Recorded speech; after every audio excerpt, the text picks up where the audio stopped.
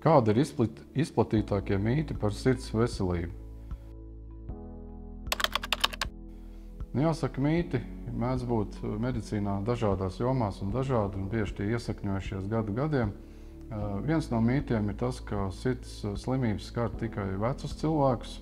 Sirds slimības var skart arī jaunus, pusmūža, varbūt arī iedzimtas sirds slimības, iedzimtas sirdskaitas.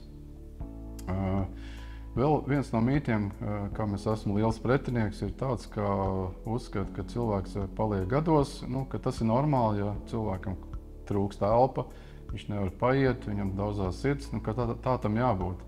Faktiski vienmēr šādos gadījumos ir cilvēks jāizmeklē, tam jādodas pie ģimenes ārsta vai pie kardiologa, jāveic sirds testi, lai noskaidrotu, vai tomēr tam nav pamatā kāda sirds slimība vai plaušu slimība vai arī citas slimības.